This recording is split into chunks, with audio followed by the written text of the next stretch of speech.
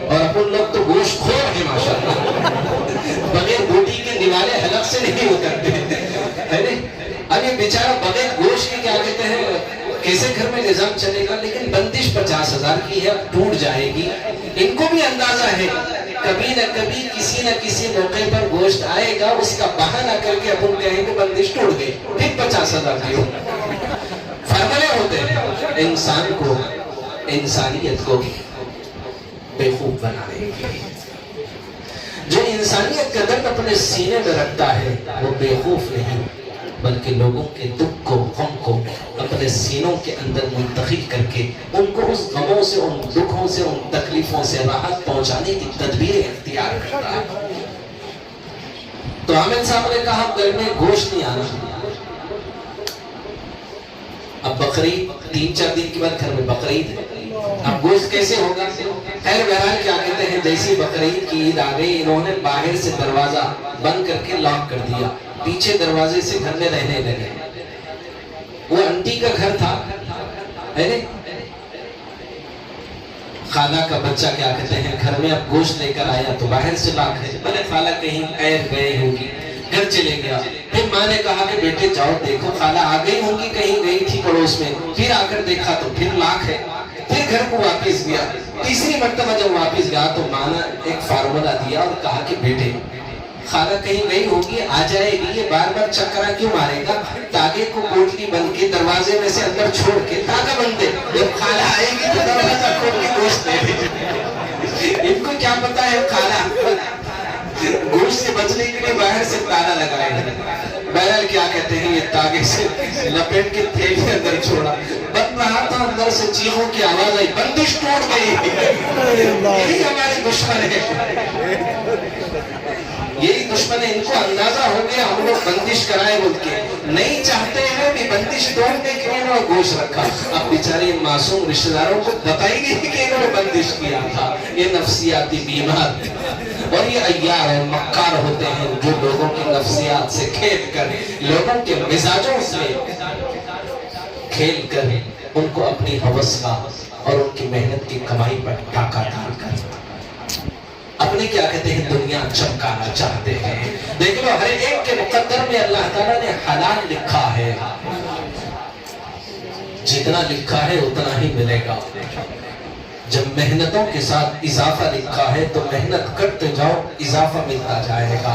تدبیر کے دستے زرنی سے تقدیر رخشاں ہوتی ہے، قدرت بھی مہرباں ہوتی ہے جب کوششیں یکساں ہوتی ہیں۔ محنت کرتے جاؤ، اللہ تعالیٰ اس میں برکتیں دے گا، مزید ترقی عطا کرتے جائے گا، اور وہ سب کچھ تمہیں دیتا جائے گا جو تمہارے مقدر میں خدا نے لکھا تھا۔ محنت کرتے جاؤ، محنت کرتے جاؤ، آگے اللہ تعالیٰ تمہارے تو ہر ایک کے مقدر میں اللہ تعالیٰ نے حلال لکھا ہے، لیکن ہم بے صبری کی وجہ سے حرام کما لیتے ہیں۔ من کان یرید حرث الآخرة نزدہ فی حرثہ ومن کان یرید حرث الدنیا نؤتہ منہا وما لہ فی الآخرة من نصیب۔ میرے رب نے جو دعویٰ کیا ہے، میرے رب نے جو وعدہ کیا ہے، اس کا دعویٰ یہ ہے کہ جو مقصد زندگی آخرت بنا لیتا ہے، دنیا اس کے قدموں میں دعو دیتا ہے۔ سبحان اللہ۔ اگر اللہ تعالیٰ کا یہ دعویٰ اور وعدہ جو اپنے بندوں کے ساتھ کیا ہے، اگر اس حقیقت کو دیکھنا ہو تو عبد المقتدر کو دیکھ لو، اس نے ابتدا سے لے کر آج تک انشاءاللہ انتہا تک اللہ کی محبت اس کا مقصد زندگی ہے، اور دنیا اس کے قدموں میں ڈال رہا ہے۔ جو دنیا کو لٹ کر دنیا طلبگار، دنیا کی طلب میں صبح شام گزارتے ہیں، تب بھی دنیا ان کو اتنا حاصل نہیں ہے جتنا یہ آخرت کی فکر میں بھاگتا ہے۔ دنیا اس کے قریب آتی ہے، لیکن تب بھی کہتا ہوں تو بھی محبت نہیں، عشق کر لے تو میرے ساتھ رہنا۔ اگر محبت کرے گی تو پھر کسی وقت بھی اے دنیا تجھے طلاق دے گا۔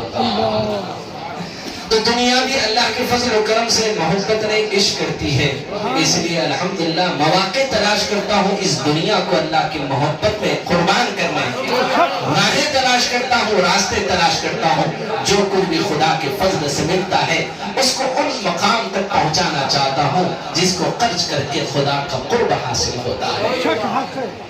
حضرت علی رضی اللہ عنہ کے پاس ایک فقیر آیا اور آپ سے کہا کہ کچھ دیجیے. غربت کا زمانہ تھا ہے نا. آپ نے کہا کہ یہیں کھڑے رہو, میں ابھی گھر سے لاتا ہوں. گھر میں جب تشریف لے گئے تو آپ نے تلاش کیا تو غربت تھی ہے نا, ملا کچھ نہیں. ڈھونڈتے ڈھونڈتے آپ کوٹری پہ پہنچے تو کونے میں کچھ چلر پیسے ملے. آپ نے بغیر گنے کے کیا کہتے ہیں وہ سارے پیسے اپنے مٹھی میں لیا. جب باہر دروازے پر آئے تو فقیر انتظار نہ کر سکا, وہ واپس چلا گیا. تو آپ نے محسوس کیا کہ بہت زیادہ ضرورت مند تھا, انتظار نہ کر سکا, شاید مجبوری نے اسے کسی اور کے دروازے تک پہنچا دیا ہوگا. چلو ڈھونڈ لوں گا, شاید اس کے مقدر ان پیسوں کے ذریعے سے سنور جائیں, بدل جائیں ہے نا. آپ ہے نا دیکھے دور تک نظر نہیں آیا تو گھوڑا لے کر شاید سوار ہو کر اسے تلاش کرنے کے لیے پہنچنا چاہتے ہیں. جب گھوڑے کے قریب آتے ہیں تو دیکھتے ہیں کہ اس پر لگام نہیں ہے. تو آپ نے محسوس کر لیا یہ اللہ تعالیٰ کے برگزیدہ نیک اور صالح کیا کہتے ہیں بندے ہیں. یوں سمجھ لو کہ اولیاء اللہ کے یہ بڑے سردار ہیں. آپ نے محسوس کر لیا ہے نا کہ شاید وہ فقیر مجبوری کی وجہ سے وہ لگام لے کر گیا. چلو میں اس کو تلاش کرتا ہوں, مل جائے گا تو لگام لے لوں گا, پیسے اسے دے دوں گا تاکہ اس کی ضرورت پوری ہو جائے. لیکن تلاش کرتے ہوئے جب ایک دکان سے گزر ہوا تو دیکھا کہ وہی لگام دکان پر لٹکی ہوئی تھی. آپ نے دکاندار سے کہا کہ بھائی یہ لگام تو میرے گھوڑے کی ہے, آپ کے پاس کیسے پہنچی؟ تو دکاندار نے کہا مجھے کیا پتا ہے, ابھی ایک فقیر نے یہ لگام بیچ کر گیا. تو آپ نے کہا کتنے میں بیچا؟ تو اس نے کہا کہ 5 درہم یا 7 درہم میں بیچ کر گیا. تو آپ اسے جو دینے کے لیے بند مٹھی نکلے تھے, آپ نے اپنی مٹھی کو کھولا اور گنا تو آپ کے ہاتھ میں 7 درہم موجود تھے. آپ نے کہا اللہ نے اس کے مقدر میں حلال 7 درہم لکھا تھا, یہ بے صبری کی وجہ سے حرام لے کر چلا گیا. تو اللہ تعالیٰ نے ہر ایک کے مقدر میں دنیا اتنا لکھا ہے جتنا اس کے نصیب اور اس کے قسمت اس کے مقدر میں ہے. تو کہنے کا مطلب ہے کہ مختلف انداز سے لوگوں کو کیا کہتے ہیں بیوقوف بنا کر اپنا مفاد اپنا مطلب حاصل کرنا چاہتے ہیں.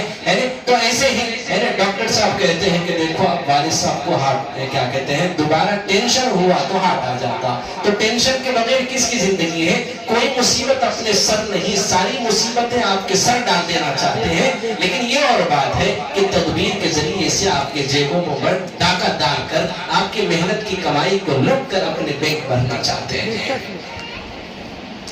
گھر میں ہنگامہ ہو گیا کہ گوشت لا کر کیا کہتے ہیں انہوں نے رکھ دیا, 50,000 کی بندش, 100 کلو گوشت میں ختم ہو گئے. اب بیچارے رشتہ داروں کو کیا پتا ہے, بیچارے محبت میں بھیجے لیکن ان کے ذہنوں میں ان کے دماغوں میں غلط فہمی بیٹھی ہوئی ہے, کسی نے غلط بٹھا دیا ہے. اب اس کا علاج کون کرے گا؟ الحمدللہ یہ اللہ کا شکر ہے, مختلف امراض اور بیماریوں اور پریشانیوں کے ساتھ اللہ کے فضل و کرم سے اس کی مدد اور نصرت کے ساتھ جب بیماری اس کے پاس پہنچتے ہیں تو ہر بیمار وہ جن شیطان جادو ٹونا سے نہیں بلکہ بعض مرتبہ اپنی بدعمالی اور گناہوں کی نحوست کی وجہ سے بھی, آزمائش نہیں اللہ کی طرف سے وہ عذاب ہوتا ہے. لیکن کوئی عمل ہوتا ہے, کوئی صدقہ اور خیرات ہوتا ہے جو خدا کی رحمت اسے عبد المقتدر تک پہنچا دیتی ہے. یہاں پہنچ کر اگر وہ مطمئن ہوتا ہے تو اللہ تعالیٰ رحمت اور محبت کے راستے پر آزماتے ہیں, پھر اس کے مقدر میں شفا لکھ دیتے ہیں. تو شفا اختیار نہیں ہے, شفا وہ اللہ کی ذات ہے. میں تدبیر ہوں, خدا کی ذات تقدیر ہے. میں سبب ہوں اور خدا کی ذات ہوں, مسبب الاسباب ہے. اللہ نے صرف مجھے تدبیر بنایا ہے.